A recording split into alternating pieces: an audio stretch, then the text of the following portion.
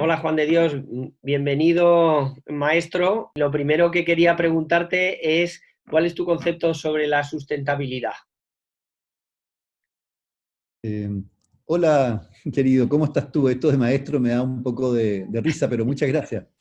Mira, se ha trabajado mucho en el tema de la sustentabilidad y a mí finalmente hay una definición que me gusta muchísimo, que es la definición que se llegó a hacer finalmente después de un gran debate en un centro en el cual yo estuve involucrado, que es el Centro de Desarrollo Urbano Sustentable de acá de la Universidad Católica. Y nosotros ahí decimos que la sustentabilidad es un proceso a través del cual las comunidades presentes y futuras florecen armoniosamente. Entonces acá rescatamos en esta definición tres conceptos importantes. Primero, el de comunidad, que incluye, ¿no es cierto?, una diversidad de realidades de la ciudad en un sentido colectivo, menos funcional que la sociedad como tal. Por otro lado, tenemos a mí me gusta mucho la palabra florecer, en el sentido de, si tú quieres, prosperar, mejorar, mejorar sin el sentido lineal que tiene el progreso, e incluyendo conceptos adicionales como bienestar y belleza. Y finalmente, la palabra armoniosamente, porque armónico lo vemos ahí en su relación con la conexión y la equidad. Hay una discusión bien interesante entre la diferencia entre igualdad y equidad. Incluso te puedo después mandar un pequeño diagrama que yo lo encuentro muy bueno, que justamente ilustra la diferencia.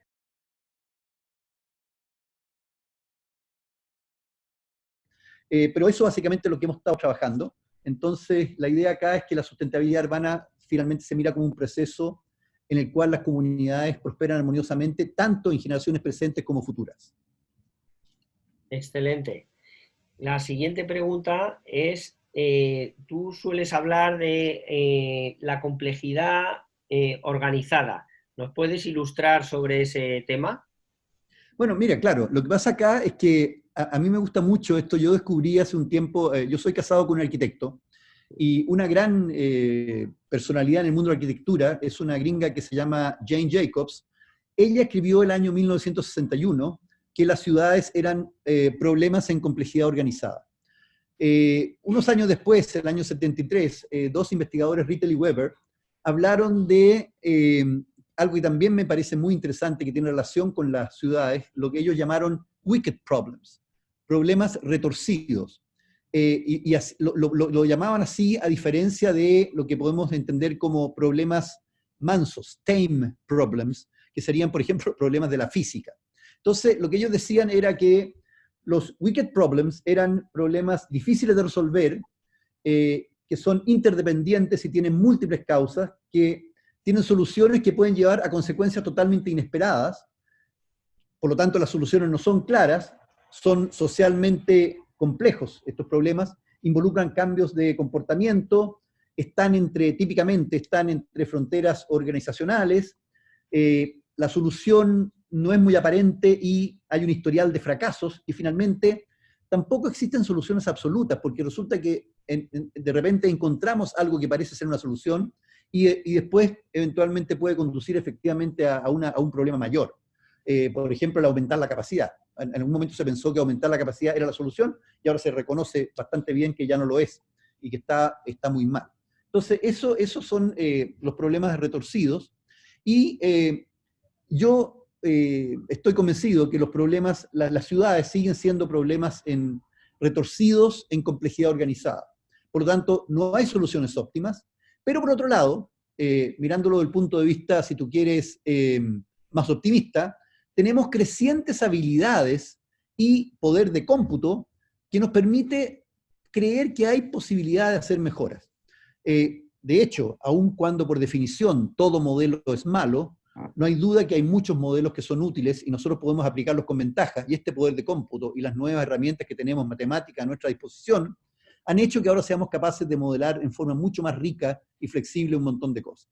De hecho, hace un par de años atrás, Eric Miller vino acá a Chile, hizo una presentación, tú sabes, el famoso profesor de la Universidad de Toronto, y él dijo algo que también me llamó mucho la atención y que estoy totalmente de acuerdo. Él dijo, los académicos debemos primero salir al mundo, trabajar en problemas reales, debatir y ensuciarnos las manos. No podemos quedarnos en nuestra torre de marfil. Segundo, tenemos que hacer un esfuerzo por popularizar la ciencia y hacer saber al público lo que nosotros sabemos, lo que hemos investigado. Y finalmente, tenemos que tener en cuenta que si no hacemos esto, hay un riesgo que es el de no hacer nada, que es que se quede este conocimiento sin saber y por lo tanto se pierda y no haya, digamos, una repercusión social positiva que es la que debería existir. Entonces, pensando en eso, ¿no es cierto? Hemos acá trabajado últimamente bastante en el tema de evaluación social de proyectos y nos preocupa muchísimo que la evaluación social de proyectos hoy día en la mayoría de los países sea una evaluación relativamente limitada, en que básicamente el 90% de los beneficios vienen por el lado de, como tú bien sabes, ahorros de tiempo, un porcentaje menor es ahorros de costo operacional, pero nosotros sabemos, por ejemplo, que estos son beneficios de relativamente corto plazo, porque cualquier aumento, por ejemplo, de capacidad, la demanda inducida se consume el 90% de esa capacidad vial añadida en un plazo bastante corto. Entonces, la pregunta surgió bastante, ¿tiene sentido seguir aumentando la capacidad cuando realmente la solución va por otro lado? Entonces, desgraciadamente, el método de evaluación social tradicional no ayuda a mejorar en ese sentido. Y lo que nosotros creemos es que tenemos que incorporar a la evaluación social una serie de otras mediciones, como por ejemplo, que se considere temas como el hacinamiento, la confiabilidad y, muy importantemente, qué hacemos con, por ejemplo, el espacio y el entorno urbano, en el sentido de cómo se puede valorar mejoras importantes, como lo que hace, por ejemplo, Calles Completas, ¿no es cierto?, al espacio y el entorno urbano que hoy día no tienen valor. Y acá, por ejemplo, en Santiago tuvimos un ejemplo muy triste. Había un gran proyecto que era el eje Alameda Providencia. Tú has estado en Santiago, en Chile. Es de hecho el eje principal que va de poniente a oriente de la ciudad y que ha sido tradicionalmente un eje muy duro, muy feo, si tú quieres, muy poco grato, con muchísimo tráfico. Y el proyecto lo cambiaba en un eje que tenía grandes veredas, que tenía arboledas, que pasaban por ahí ciclovías, pistas solo bus, y los autos se quedaban reducidos bastante. Sin embargo, del punto de vista de la evaluación social tradicional, habían pérdidas, porque obviamente los autos ahora se demoraban un poco más. Y no se valoraba para nada todo ese impacto brutalmente importante en el entorno urbano y en la calidad de vida de las personas que vivían ahí. Entonces, por ahí era la cosa que te quería comentar. Bueno, muy interesante esto, el tema de la evaluación, porque es un tema realmente complejo. Sí. Y ahora yendo ya a las... Has hablado casi más de los problemas, ¿podrías hablar de las soluciones en el entorno urbano, las tendencias que hay actualmente? Mira, sí, acá como te comentaba un poco también, nosotros hemos estado trabajando ya hace tiempo yo lo he denominado la propuesta de los especialistas. Y en el fondo, ¿cómo podemos realmente tratar de atacar el problema, por ejemplo, de congestión, que es consustancial, ¿no es cierto?, al tema de la sustentabilidad, congestión y contaminación. Y acá uno constata cosas bastante curiosas. Por ejemplo, se sabe en economía tradicional que un bien público, ¿no es cierto?, congestionado, debe ser tarificado a costo marginal. Y como tú y todo el mundo sabe, en todas partes del mundo, los servicios tradicionales, como por ejemplo agua, electricidad, teléfonos, operan exactamente de esta forma. Hay una tarificación a costo marginal, en que cuando hay, ¿no es cierto?, una mucho mayor demanda, el precio del servicio aumenta para no tener que aumentar efectivamente la capacidad. Ahora, esto curiosamente en el caso de las vías urbanas, en el caso del espacio urbano, no sucede. Entonces, lo que nosotros hemos estado proponiendo es lo que yo llamo una política de garrote y zanahoria. Entonces, el garrote implicaría, ¿no es cierto?, cobrar a los automovilistas el costo marginal social, ¿no es cierto?, de circular por una ciudad. Porque los automovilistas, como tú sabes muy bien, solamente perciben su costo privado y no se dan cuenta que el hecho que ellos estén circulando hace que todo el resto del tráfico tenga un costo mayor. Entonces, este costo social marginal haría que los usuarios tomaran decisiones de viaje, modo, ruta, hora, que fueran basadas en los costos reales que tiene el sistema y no en los costos privados solamente. Y esto, como tú sabes, también se ha aplicado muy bien y a un nivel de detalle impresionante en Singapur, se ha aplicado también a los países nórdicos, y a mí me llama mucho la atención la aplicación de Londres porque fue muy importante. Entonces, hay una serie de problemas prácticos que ocurren cuando uno hace la tarificación vial, porque la tarifa óptima es la diferencia entre el costo social y el costo privado, pero esa varía a lo largo del día y en distintas partes de la ciudad, y por lo tanto no hay forma de hacerlo así tan perfecto, salvo en Singapur, pero Singapur es un país, ciudad muy raro. Entonces, si uno trabaja con cordones, como es natural en Londres, por ejemplo, etcétera, hay que hacer aproximaciones y eso requiere algunos estudios.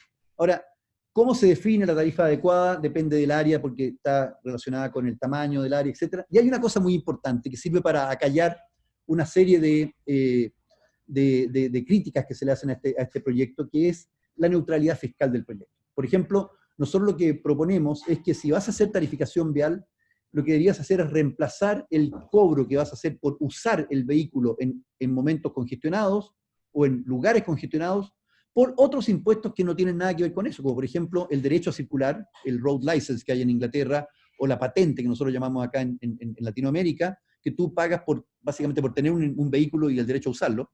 Eso, yo no tengo ningún problema con que la gente tenga vehículos, pero yo lo que no quiero es que lo usen indiscriminadamente, no quiero que lo usen cuando hay congestión. Entonces nosotros creemos que eso sería muy interesante, lograr una neutralidad fiscal reemplazando impuestos que hoy día no sirven tanto para resolver el problema por este nuevo cobro que sería interesante. Ahora, la zanahoria, porque estamos hablando del garrote, sería tener un sistema de transporte público digno, eficiente, seguro, que además se puede mejorar continuamente con los fondos de la tarificación vial, incluyendo eventuales subsidios. Eso se ha hecho, por ejemplo, en Londres. Y estos dos elementos, garrote y zanahoria, son claves para una estrategia sustentable. Ahora, dicho todo eso, lo más importante es que necesitamos mejores políticos. Yo he hablado en un paper que tengo en una revista, en el Journal of the Indian Institute of Science, de que se requieren political champions, adalides, como por ejemplo fue Lerner en Curitiba, como fue Peñalosa en Bogotá, como fue muy paradigmáticamente Ken Livingstone en Londres, ¿no es cierto? Que son políticos que escucharon, aprendieron y luego lideraron con decisión utilizando toda la información disponible. Nosotros necesitamos exigirle más a nuestros políticos porque tenemos que pensar, la sustentabilidad es un tema que va para nuestros nietos, ya no para mí ni para nuestros hijos, sino para nuestros nietos. Pero los políticos, desgraciadamente, están normalmente centrados en el corto plazo. Entonces lo que se requiere acá son instituciones que trasciendan independientemente de la agenda política de un gobierno de turno. Entonces, como resumen final de mi intervención, ¿qué es lo que necesitamos? Voluntad política y political champion.